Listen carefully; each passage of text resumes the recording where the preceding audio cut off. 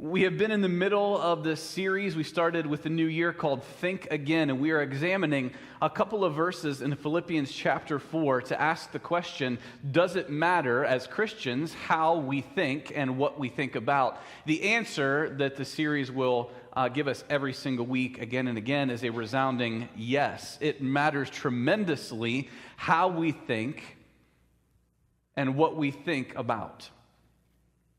Because what we think about and how we think is a big part of how we continue to be formed as Christians, as maturing believers in Jesus. And so this morning we're going to move along to the second word found in that passage in Philippians 4. We're going to talk about whatever is noble. Whatever is noble. So before we get to thoughts on being and thinking in ways that are noble, let's read that passage in Philippians chapter 4, just verses 8 and 9, and you'll see that this morning's topic is highlighted.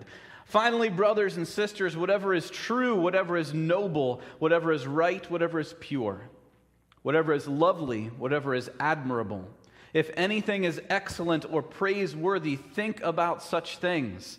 Whatever you've learned or received or heard from me or seen in me, put into practice, and the God of peace will be with you. So today we talk about whatever is noble.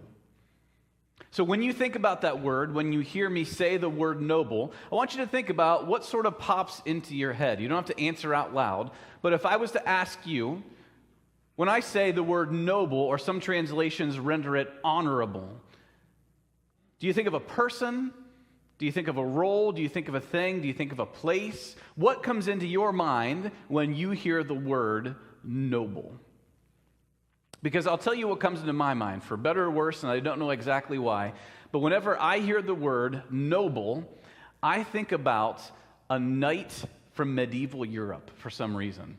I don't know why. I don't know if it's because I've seen enough movies or whatever. I think of like Heath Ledger in A Knight's Tale, although I'm not sure how noble he really was in that movie, right? Or maybe Sean Connery in First Knight. Like I think about just somebody like that. I think about a guy on a horse with a sword.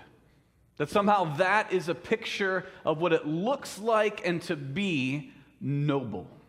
And maybe that's sort of kind of what some of you are thinking about as well. Well, would you be surprised to find out that that's not quite the idea of what it means to be noble in the biblical sense of Philippians chapter 4. So instead, I want you to think of this, right?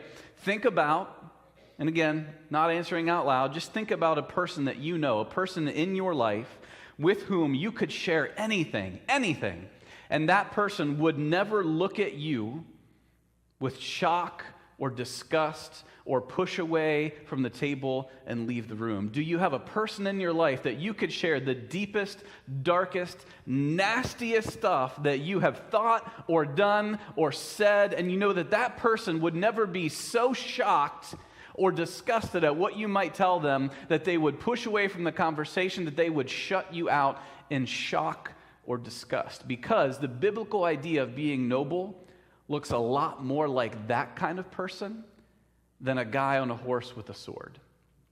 And maybe you have that in your life. Maybe you have a spouse or a close friend or a sibling or a mentor. Or for some people, it's a counseling relationship where they have found out there is this person that I can unpack anything in front of them. And I know that they're never going to look upon me with disgusted judgment. They're going to sit with me in the middle of my mess and not be moved to walk away.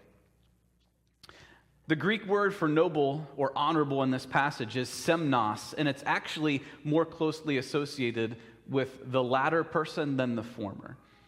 That Greek word doesn't mean some guy on a horse with a sword. If you want to be a noble person, I promise, no horse is required, no sword is needed, because it's much different than that picture that many of us drum up inside of our minds.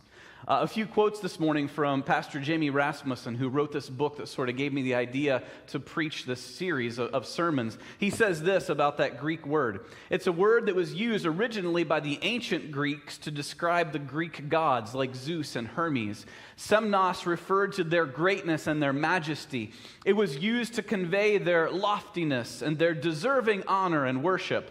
But by the time it was picked up by the New Testament writers, the word had morphed into a term used to describe human beings who were marked by seriousness or solemnity.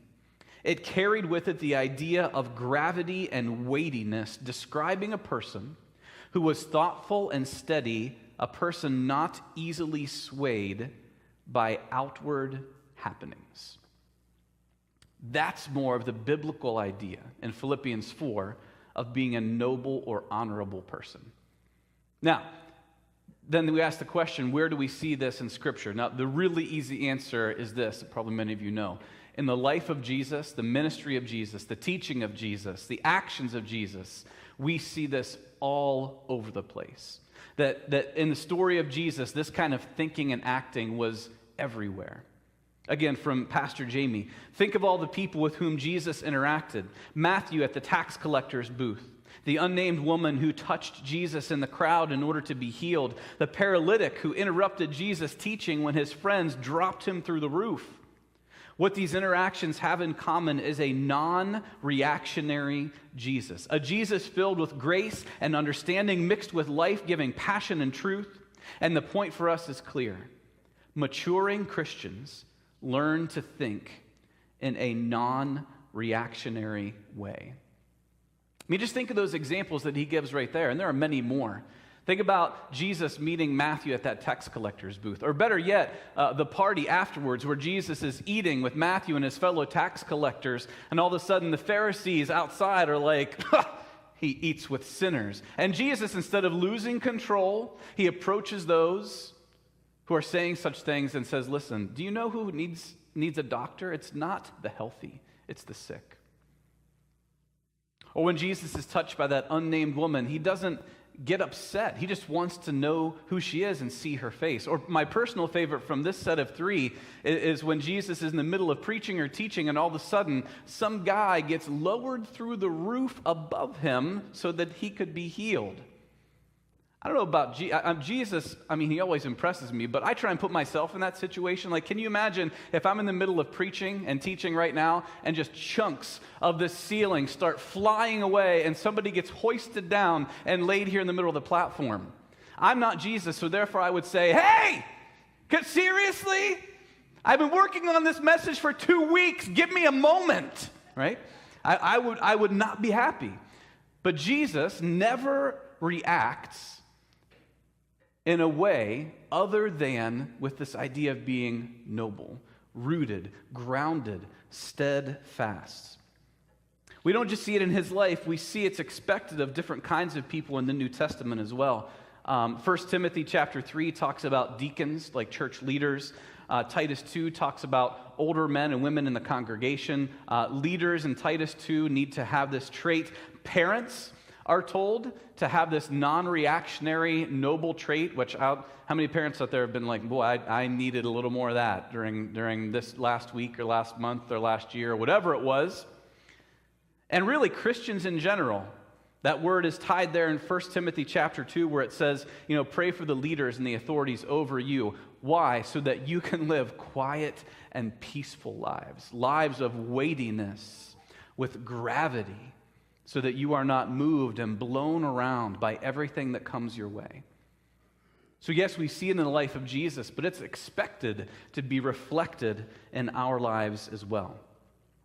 So then we ask this question, how do we do it? How do we train ourselves to think more in this manner, to think in a way that is noble, right? We're going to look at one verse this morning, one single verse. Trust me, there's enough in it that we will have plenty to talk about. One single verse that maybe starts to get into a little bit more a detail about what sort of things would it look like to start living a life that's more noble. And it's James chapter 1, verse 19, and it simply says this: everyone should be quick to listen, slow to speak, and slow to become angry.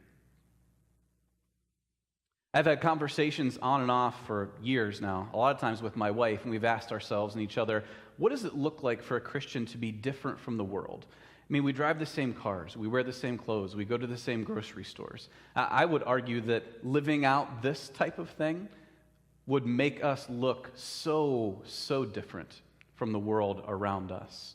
To be quick to listen, slow to speak, and slow to become angry. Let's just talk about the first one first. Let's set it aside. We are quick with just about everything in life, or at least we want to be, but are we quick to listen? We want everything else to be quick. I'll never forget the first time I was using my new Dish Network system at my house, and we had the DVR, and I selected the show that I wanted to watch, and I said go, and all of a sudden my machine says to me, would you like to enable auto hop? And I said, tell me more. My machine basically said, would you not only like to fast forward the commercials, but would you like for me, I'm paraphrasing here, by the way, well, would you like for me to automatically hop, boop. That's not the sound it makes, but that's how I feel in my heart. And it just automatically skips the commercials for me. I don't have to do a thing. I say go, and it simply goes, right? Because why not? I already get to fast forward commercials. Now I don't even have to do anything, because if I fast forward them myself, I have to go click, click, click, click, click. No, too far. Back, right? But with auto hop, boom, it lands me where I need to be. And maybe it's not the Dish Hopper. Maybe it's the Netflix. If you use the Netflix and you ever get in that position where you have to wait for the buffering, whew, like we want it immediately. If we click go and we have to buffer for 5 or 10 or 12 or 20, I mean, after 20 seconds, we just start to go, the world's broken! Because I have to wait. And it's not just our entertainment. Now we have mobile ordering at a lot of our restaurants, right? It used to be that if you didn't want to go all the way inside and order something and then move down and wait for it to come, you had this magical drive-through where you could just drive through and not have to walk inside, and it was way faster. Now, you can get on your phone, go to their app, say, this is what I want, I'm paying for it on my device, and when I get there, I will simply walk in, it will be on a counter for me, I will pick it up, and I will leave. I won't even have to wait in line at the drive-thru anymore. Quick, fast, now.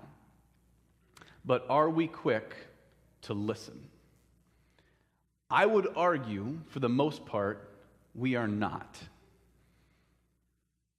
I think we realize being quick to listen does not make our lives more convenient. If we're quick to listen, our lives actually get less efficient.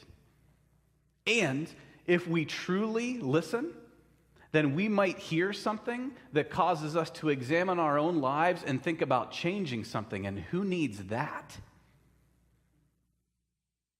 We need to be quick to listen. Then there's the second one.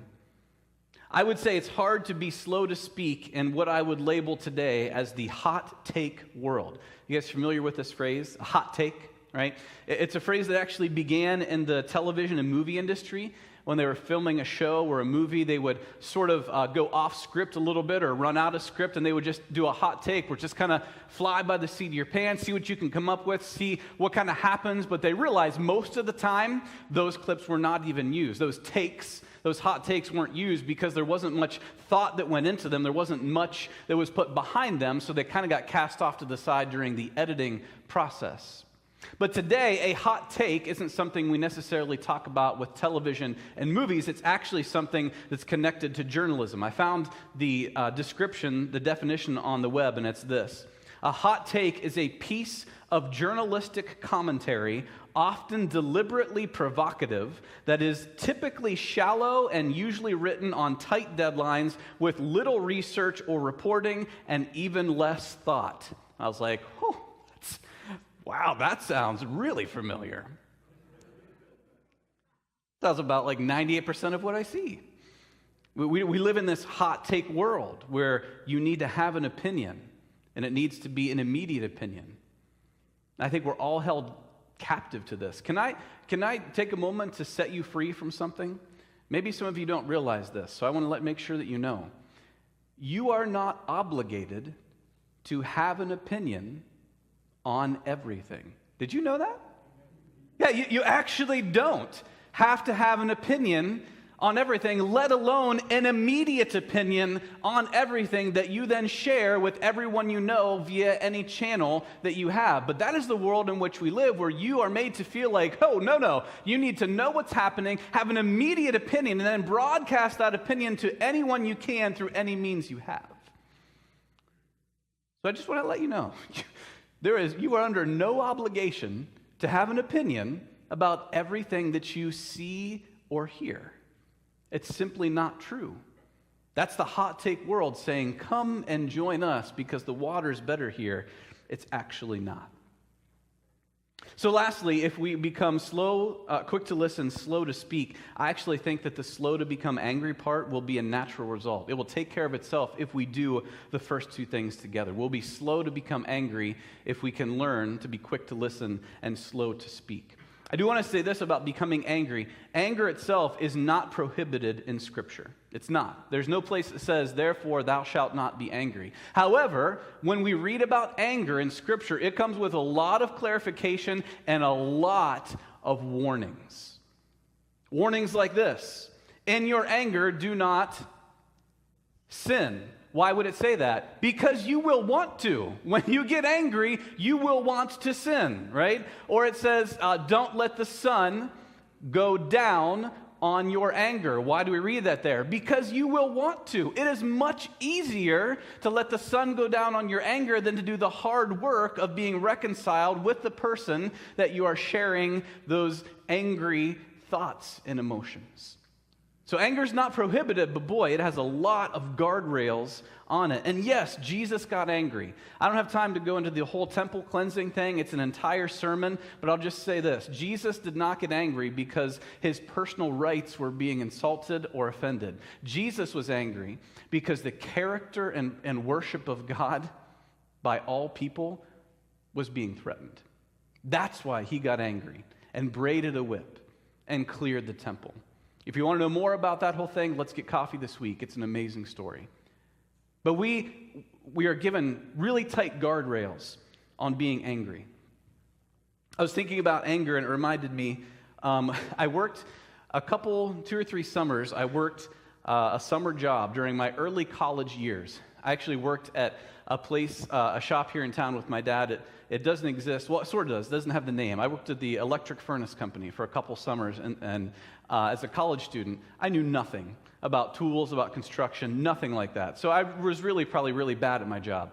But I have vivid memories, though, of going and working on these huge industrial furnaces that were probably, I would guess 7, 8, 9 feet tall. And sometimes I would get charged with going up on top to just double check and make sure everything was in the right places and the right whatever. And many times I would go up to do that work, and I would find that I needed a hammer, but I didn't have a hammer with me.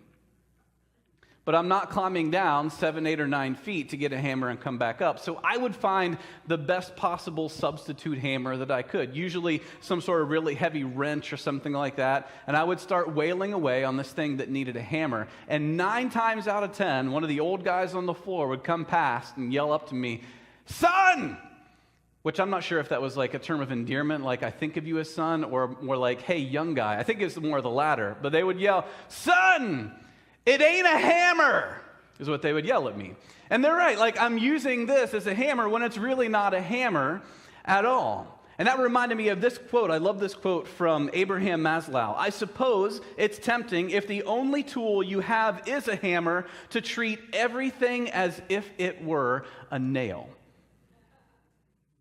And I think that this is the world we're sort of transforming into, where because we, culturally as a society, we are not quick to listen, we are not slow to speak, so we are quick to become angry. And anger is like the only tool we have, and so everything's a nail. Everything deserves anger, rage, whatever it is, because that's really the only tool we have in our tool belt most of the time as a culture. And it has nothing to do with the noble thinking that's talked about here in Philippians 4. I want to say one more clarification about that. Being noble and non-reactionary as a person does not mean you can't be passionate. You can still be a passionate person, but also be a noble, non-reactionary person. They are not mutually exclusive.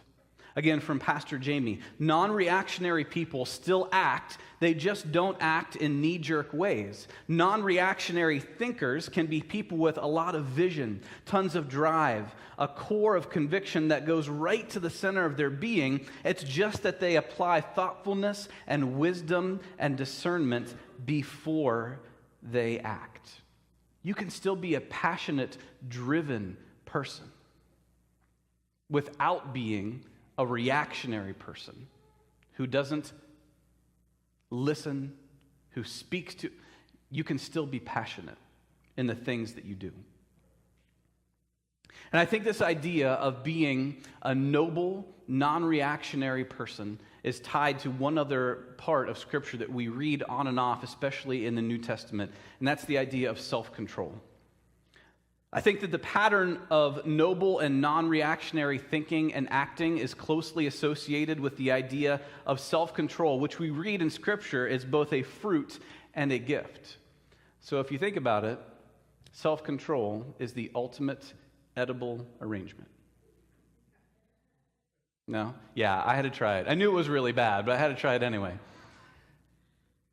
It is a fruit and it is a gift. Okay, it's a fruit from Galatians chapter 5. You know, the fruit of the Spirit is, ... self-control is one of them. But listen in 2 Timothy chapter 1, where we learn that it's also a gift. Fan into flame the gift of God which is in you, for the Spirit God gave us does not make us timid, but gives us power, love, and self-discipline. Power, love, and self-discipline. You read that and you go, yeah, fan into flame the gift you've received. The gift of power. Yes, I like the gift of power. The gift of love. Yes, the gift of love. The gift of self-discipline. Is there a return policy? That's not quite as exciting as the gifts of power and love. But it's one of the gifts we receive from the Spirit, the gift of self-discipline or the gift of self-control. Now, self-control in and of itself is not the end of the road, but I would put it this way.